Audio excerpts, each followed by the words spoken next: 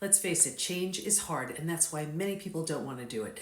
I just met with someone yesterday who told me she was desperate to change. She was miserable. She has so many amazing things coming up, and she can't stand the idea that she's struggling with these triggers, and she still doesn't feel safe, and she still doesn't trust, and she has symptoms of post-betrayal syndrome, on and on and on.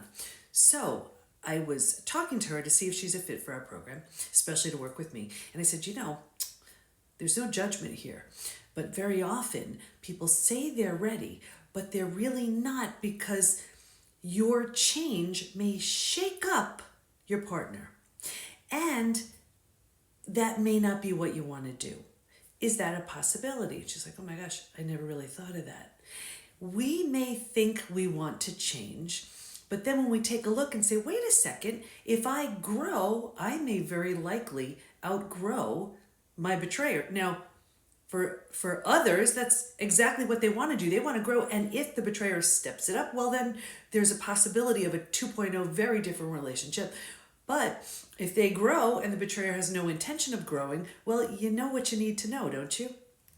But what I see is people start to grow, they start to change, and they will actually sabotage their healing because they're afraid of outgrowing their betrayer. So when I asked her those questions, it became really clear that she's really not willing to do that kind of work because she's afraid that her partner will just be afraid of who this new version of her that she's becoming, and she'd rather stay with the familiar known than the unfamiliar.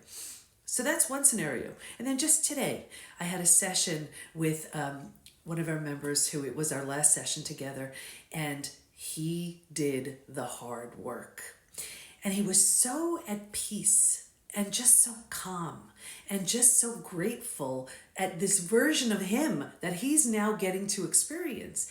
And it was, he said, one of the hardest things he's ever done. We have a saying within the PBT Institute, and it's face it, feel it, heal it. And that's exactly what he did. Now, was it easy? No. But it's like watching the caterpillar turn into the butterfly.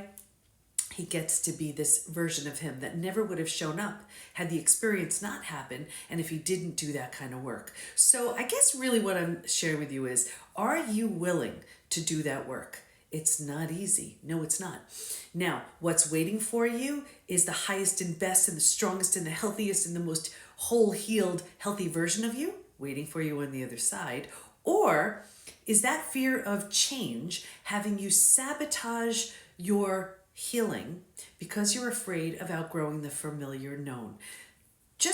I would invite you to ask yourself that question and see where you're at. Because if you're saying, I'll do anything to change, and I'm so desperate to change, and I can't stand this, that. I don't know. Maybe it just hasn't gotten bad enough. And, I did 2 TEDx talks, and in the first one, Stop Sabotaging Yourself, I remember saying something like, when the pain of where you are becomes greater than the fear of the unknown, you jump. And clearly, for her, the pain isn't great enough. For him, it was. So, are you staying in the familiar known, or are you ready to jump? It's all good. Just be honest about where you're at.